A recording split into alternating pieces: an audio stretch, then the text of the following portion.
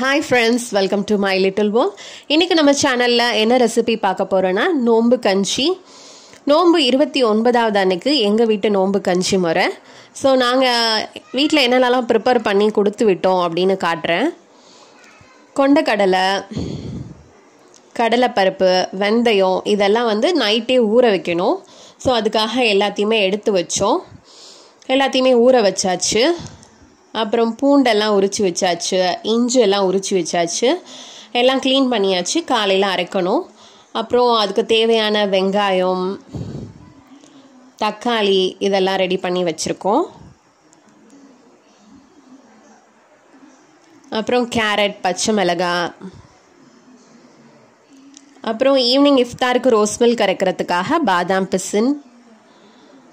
அப்புறம் கஞ்சிக்காக 1 லிட்டர் எண்ணெய், பட்டை, கிராம்பு, ஏலக்காய், 2 கிலோ உப்பு கேட்டிருந்தாங்க. அப்புறம் மட்டன் மசாலா, 1 கிலோ நெய் இதெல்லாம் நம்ம கொடுத்து விடணும். காலையில் கொண்டக்கடலைலாம் நல்லா ஊறிடுச்சு. கடலைப்பருப்பு, வெந்தயம் எல்லாமே நல்லா ஊறிடுச்சு. இப்போ இதெல்லாம் நம்ம கொடுத்து விடணும் பள்ளிவாசலுக்கு. அதுக்கப்புறம் பாதாம் பிசின் ஊற வச்சோம், அதுவும் நல்லா ஊறிடுச்சு. அப்புறம் இஞ்சி பூண்டு விழுது அரைச்சாச்சு, அதையும் ஒரு வாளியில் வச்சு நம்ம கொடுத்து விட்டுறலாம். அப்புறம் 32 கிலோ அரிசி அதுவும் ரெடி பண்ணியாச்சு. அப்புறம் 25 தேங்காய் கேட்டிருந்தாங்க, அது துருவி நம்ம அரைச்சி கொடுக்கணும். ஸோ துருவியாச்சு. இந்த திங்ஸ் எல்லாம் வந்து எடுத்துகிட்டு போயிட்டாங்க. அங்கே எடுத்துகிட்டு போய் அவங்க கேரட், மல்லி, புதினா, வெங்காயம், தக்காளி எல்லாமே அவங்களே கட் பண்ணிப்பாங்க. எல்லா திங்ஸுமே ரெடி பண்ணி வச்சுருக்காங்க.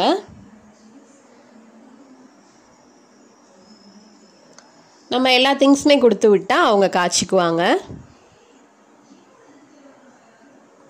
ஸோ பாய் வந்து கஞ்சி காய்ச்சுறாங்க.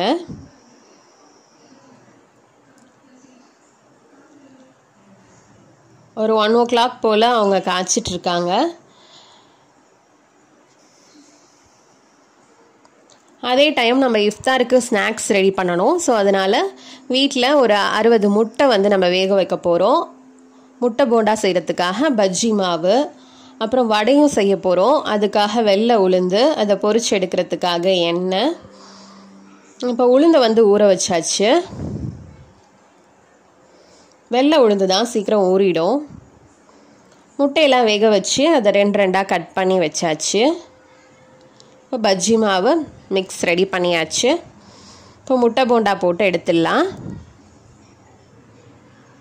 ஸோ முட்டை போண்டா ரெடி ஆயிடுச்சு. சைட் பை சைடு மாவு, வடை மாவு ரெடி ஆயிட்டுருக்கு.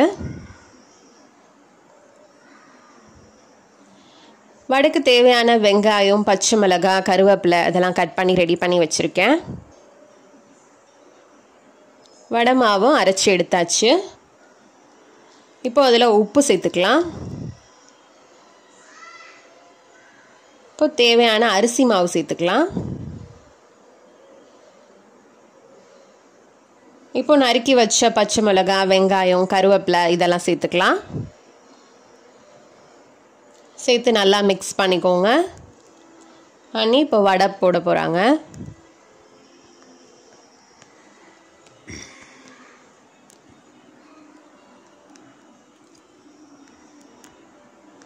இஃப்தாருக்கு நோன்பு திறக்கிறதுக்காக நம்ம வடையும் முட்டை போண்டாவும் கொடுத்து விட்றோம். ரோஸ் மில்க் உள்ள எல்லா திங்ஸுமே கொடுத்துட்டா அங்கே பள்ளிவாசலே ரோஸ் மில்க் மிக்ஸ் பண்ணிப்பாங்க. நம்ம ஸ்நாக்ஸ் மட்டும் ரெடி பண்ணி கொடுத்தா போதும்.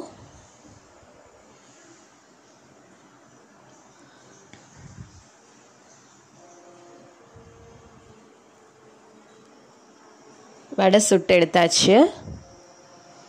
இப்போ ஒரு பாக்ஸில் வச்சாச்சு வடையும் முட்டை போண்டாவும். இப்போ நம்ம பள்ளிக்கு கொடுத்து விட்டுற வேண்டியது தான்.